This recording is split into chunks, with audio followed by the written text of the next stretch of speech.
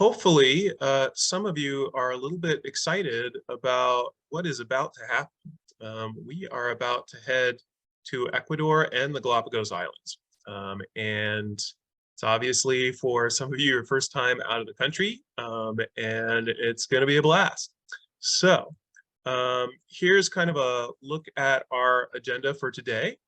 So we're going to talk about flights and how that's all going to work, talk about travel reminders, a few reminders on things to bring, talk about some tools and support on the tour, who's coming on the tour, what the hotels are going to be like, safety, expectations of the travelers, and then I'm going to give you a fairly short to-do list at the end. So let's start off with our flights. Now, on here, it actually, I want to amend this. I should have changed it, but it says proof of full vaccination and proof of PCR or antigen test. You don't have to worry about that. Ecuador has removed these requirements, and all you really have to worry about is a passport. But we're going to be leaving fairly late, and I want everybody to get to the airport at 8 p.m. So it's LAX, and it is in Terminal 5. And we'll all meet there. And then once we are all there, I will get everybody through airport security and the whole thing. And you just never know with LAX. So we're going to be there early. And there'll be other things for everybody to do when we're there. We'll group up and talk about a lot of things. And then we're going to fly to Miami and then end up getting to Quito at 12:17 p.m. the next day, and we are going to meet our tour director, and the trip begins. For coming back, we are going to be leaving Quito at 1 p.m. and arriving in Los Angeles at 11:59 p.m. And already I'm seeing weirdness of the dates because I'm going to check that. I don't think we're going back in time. So double check on the dates, but we're going to be getting back around, I would say, 12:30. So it's going to be pretty late at the LAX airport, same spot, and you'll be able to pick everyone up. So about the flight, first of all, there is, I want everybody to not check baggage. It's just going to be a major hassle for multiple reasons. This is a trip where you'll see we are moving from one location to the next quite a bit. And so packing light is really essential. I'm going to check one single bag, and that's going to have liquids and a couple of other things. So if you need to add something to that bag, feel free to give it to me, and I will add that into this one checked piece of luggage. Luggage can get lost. It takes a long time at the other end of the airport to grab it. It's just going to be so much easier if you just have a single bag. And then we'll figure out seats. And if you have any requirements in terms of meals, then just contact the airlines 72 hours before we leave. Okay, so here's what's going to happen in the airport. So I'm going to make sure that everybody gets through airport security one step at a time. So we're all going to go together. If there are any issues, if somebody late, we have a procedure for that. Don't really need to worry about it. Everybody gets to wear their Dr. Foldish t-shirt, and that's for several reasons. It's going to make it a lot easier to find everybody in the airport, and it just is a lot of fun. So we're all going to be all going to have our t-shirt on for the trip, and I'll tell you about getting that in just a bit. You're going to have to stay with the group. So once you get through a security checkpoint, there's going to be a chaperone that is waiting there, and we're all just going to kind of group up and wait, and then go through each step one at a time. And then once we get through customs in Ecuador, I would like it if everybody handed me your passport. And the reason for this is that you don't have to worry about losing your passport, where it is. I'm just going to keep all the passports in one place so it is out of your mind, and we don't have to worry about going back to a hotel because somebody left it behind. We will need to use the passports again when we fly to the Galapagos. I will also note that in the Galapagos, I have made sure that we are going to get our passport stamped with a Galapagos specific stamp, which is kind of fun, but I've told the tour director about that. That's kind of a thing that you can do, even though we're technically still in Ecuador. I also suggest that you carry a color photocopy of your passport with you, leave one at home, and then email a copy to me. It's optional, but it's ideal. Just in case anything happens, you've got extra copies. Also, in the past, I've asked everybody to download the mobile passport control, which is an app that occasionally will speed things up at security, but frankly, the times that I've tried to use it, they said that they weren't using it in the airports, so it hasn't really helped. But there you go. Okay, packing. So when we fly to the Galapagos, there is actually a weight allowance of 44 pounds max. So you should probably take that into consideration when packing. I would say that you know, rolling cases are not going to really work well. You're going to be on some dirt roads, and really the ideal situation is either a backpack or a tote bag. That I think is the ideal situation. There's also something to be said that you're kind of a magnet in terms of being a tourist if you are carrying luggage around with you, whereas you really are a traveler when you've got a backpack or a duffel bag with you. Things to definitely not forget: passport, any medications. It's a long plane ride, so you might want to bring some snacks for that, but don't bring snacks for the entire trip. There's going to be plenty of things to eat in Ecuador, and they're probably much more interesting than the things that you have to eat here. Bring your water bottle. I really like having a phone wrist strap. You can see a picture of one here. Because what it does is when you're taking pictures, for instance, from the boat, if you drop your phone, it just stays connected to you. And it makes you feel a lot more secure as you're in a place walking with large crowds. You know, your phone is not going to be lost. And so it's a really nice thing to have. And you can also clip them to your pants. So I think it's a great little thing to get, and it's fairly cheap. Avoid cotton. Cotton is going to absorb all of the moisture, and so you're going to be very heavy, and it's not going to dry very well. So think about other sorts of materials for clothing. A rash guard. The reason why you want to cover up your upper body and even sometimes your legs is because you are at the equator. It is going to be the sun is going to be really intense, and it's going to be really easy to get a sunburn. And so another thing that you can have is tights for your legs, and you just want to cover up for the snorkeling trip that we're doing, even though we're going to be in the water for a short period of time. The other thing is, I will say that the Galapagos is pretty cold in terms of water, and so having a little bit of extra on you is going to be helpful. Remember, of course, to bring a swimsuit. A towel is always helpful to bring to the beach and when we're snorkeling.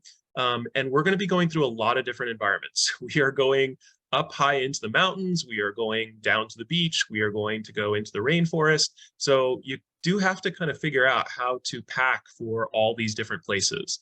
It is possible that we will get into places where it will rain. So you want to have a light rain jacket. A puff jacket is really good. It's something that just packs in really small. Or a light sweater, just for the chance that it's going to get cold. And then closed-toe shoes for rafting, because we are going to spend a day rafting in the rainforest, as well as the beach. Avoid curling irons and hair dryers. There's several reasons for this, but the biggest is that the electricity doesn't work quite the same way, and you can blow out the electricity of small hotels by using these things. They're not really set up for these sorts of things. But also, there was really no need for you to be primping up your hair that much when we're traveling like this. It basically just makes you stick out even more.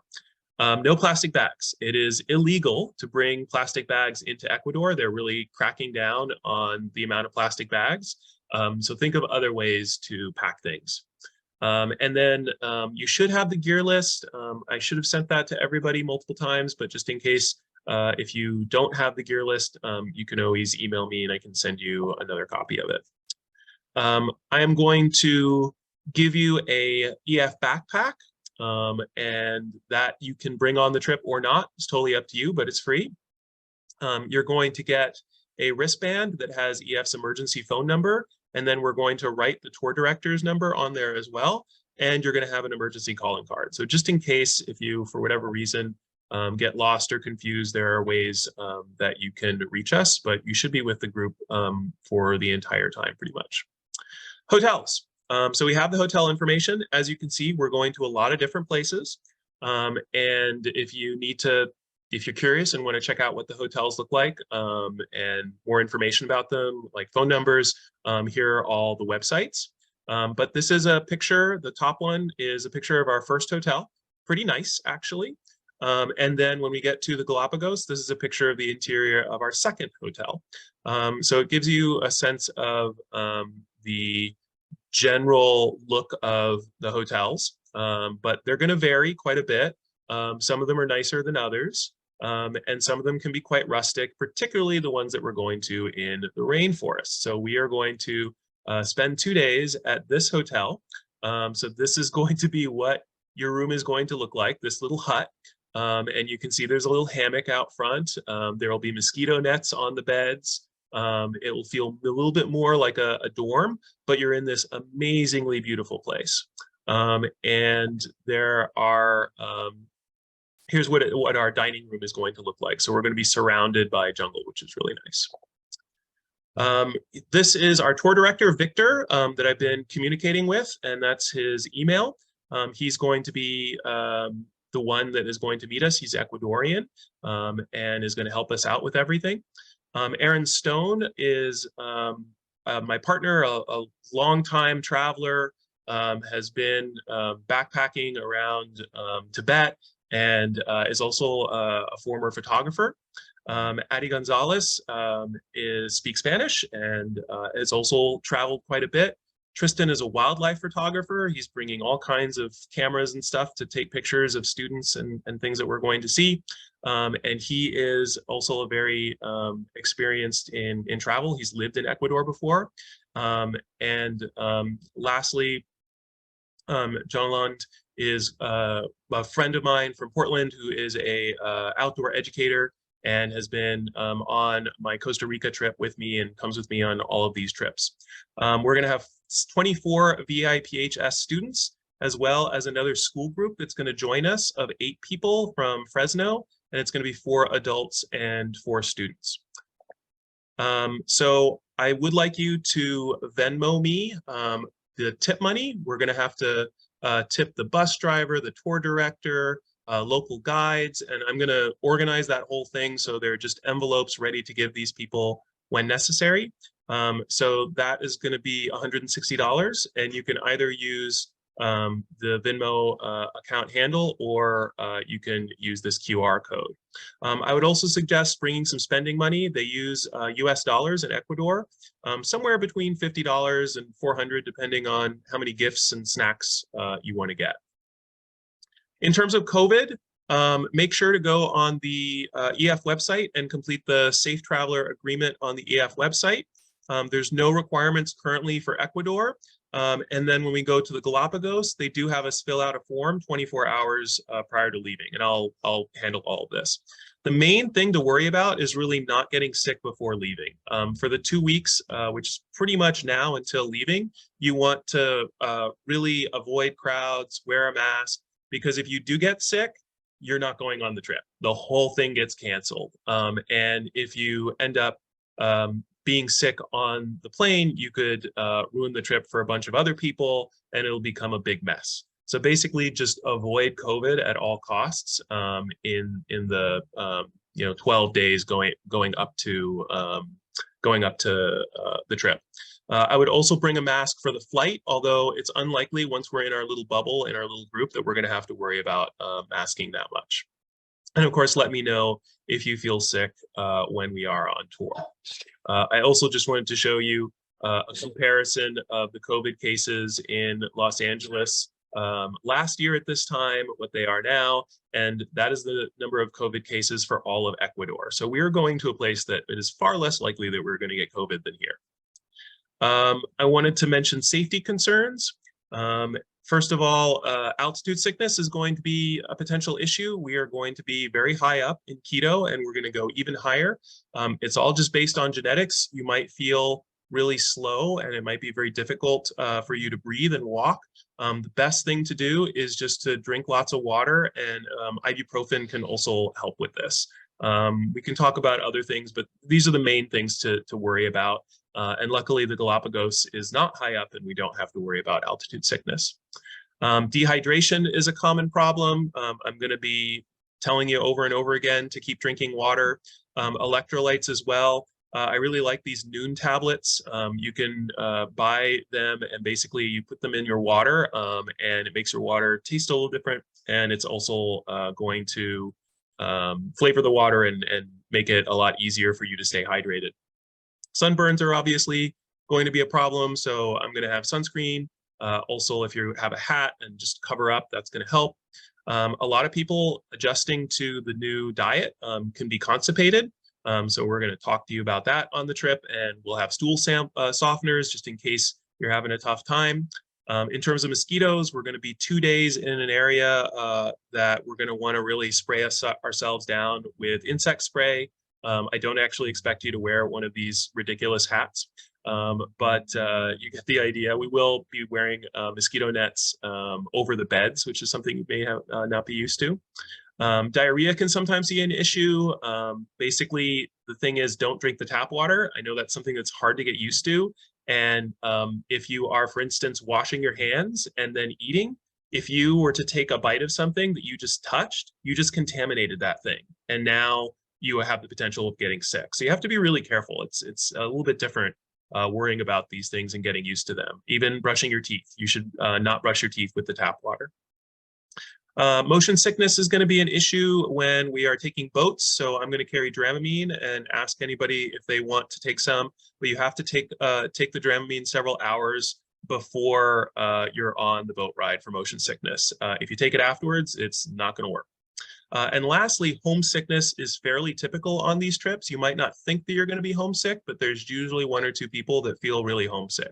And the way to not feel homesick is to completely forget about your parents and forget about the outside world.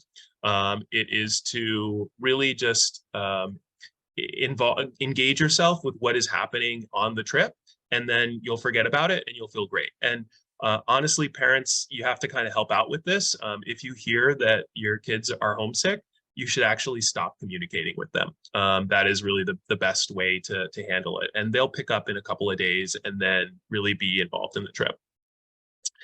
Let's see, communication. Speaking of phones, there are places that we're going to go where Wi-Fi is really limited, like the Galapagos Islands. So don't expect that you're going to hear from the travelers all the time. We're going to try our best to keep you in the loop.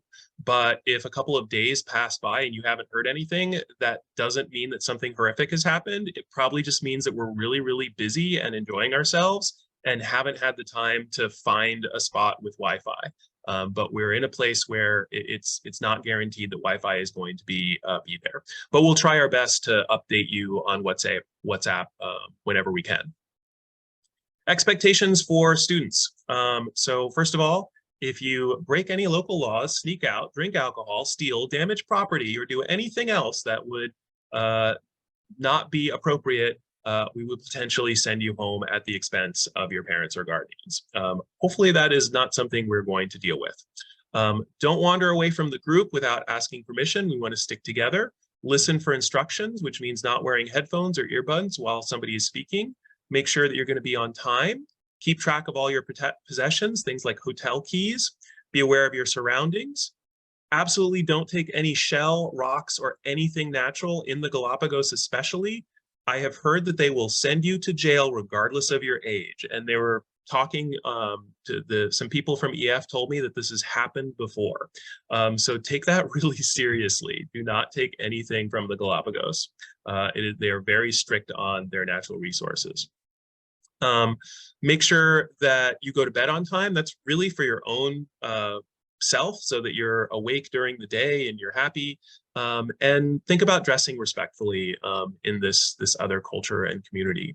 And along those lines, think of yourself as a traveler who's really there to learn about the culture that you're there to explore and to help them. Not as somebody who's trying to grab attention. You're probably going to get a lot of unwanted attention if you're dressing up as if you're going out to a fancy dinner. If you dress down, you're going to fit in a lot more and feel a lot better and not look so out of place. So keep that in mind. And I'll also say that, if you imagine a group of Ecuadorians that are on a bus and they stop at our school and then come into our school and come into our classrooms and start taking pictures of us, wouldn't that feel really weird? So we shouldn't be doing that either. So be really respectful of other people. And I would say overall, if you don't know somebody's name, you shouldn't be taking a picture of them. People are not sites. And if you want to ask somebody if it's okay to take a picture with them, that's fine, but keep this in mind. I'm also noticing, by the way, I may have to log on and off because I'm out of time on Zoom because that is now a thing. So I have 1 minute left, which is one of the reasons why I'm talking fast, but I may end up logging off and logging back in again and waiting for people. EF really loves it if you tag them on any Instagram or TikTok, and sometimes they'll send you stuff if you do. Just be really respectful and mindful when taking pictures. We're also going to be visiting an indigenous Amazonian community, and this group is famous for their skills with weaving. So they're going to give us a demonstration and we're going to learn a lot about their culture. So again, just be really respectful of their culture when you're there, and we're there to learn from them. These are pictures. One of these pictures is of some of the traditional garb that they wear, and the other one is actually from an EF trip. So that's going to be kind of close to what it's going to look like when we're there. So that's a really unique opportunity that we're going to have. Here are some emergency numbers. So if you're calling from the US, you can use this 1-800 number to call EF. So I would recommend just taking down these numbers. And then if you happen to be abroad and need to talk to EF, this is the number to use. There are also, it's important for you to log into your account. That's where all your itineraries are. There's a to-do list, and just make sure that everything is accurate there, especially things like phone numbers. I'm trying to keep track of everything different than what is on the website, but if EF is going to try to contact you and those numbers are incorrect, it gets kind of confusing. So just make sure that everything's accurate and that your to-do list is empty. So you can see, for instance, there's a safety and forms tab. You should check this out. Make sure that you've looked into all the requirements, read the COVID safe traveler agreement, any medical profile information that needs to be on there. It's really important that all that stuff gets filled out. And lastly, EF has a traveler app that you can download, and that will tell you the itinerary every single day, so you can follow along of where we are and what we've done. So it's great for travelers to have, and it's also great for parents and guardians to have. And you download the app and then include the tour number and the access code, and it'll give you full access to all the information of what hotels we're at. Everything's there. So that's really helpful. Okay, so the last thing is our kind of to-do list.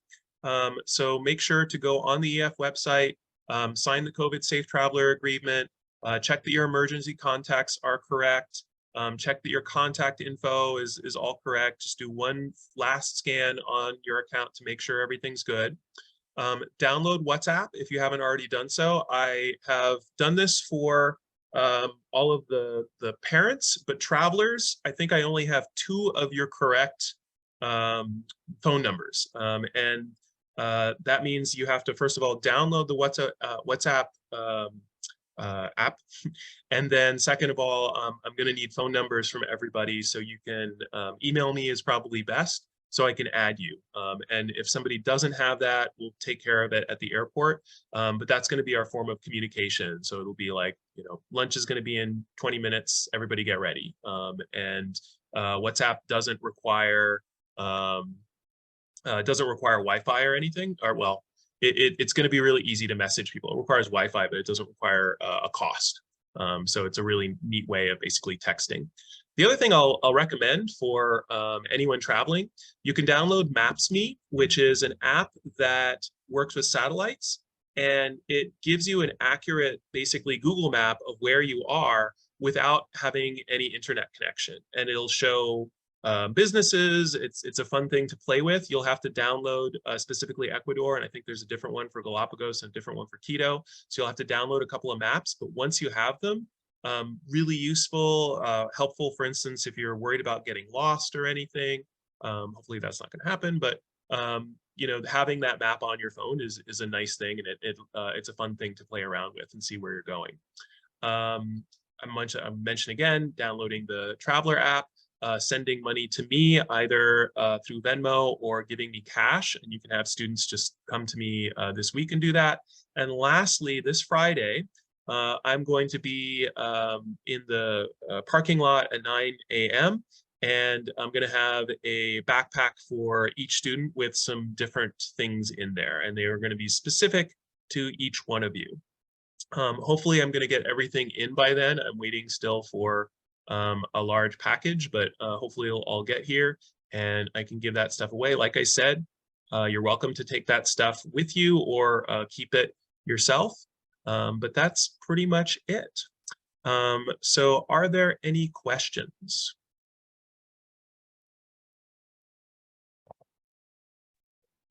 Hey, Dr. Foldy, can you go back to the slide that had the emergency contact info number?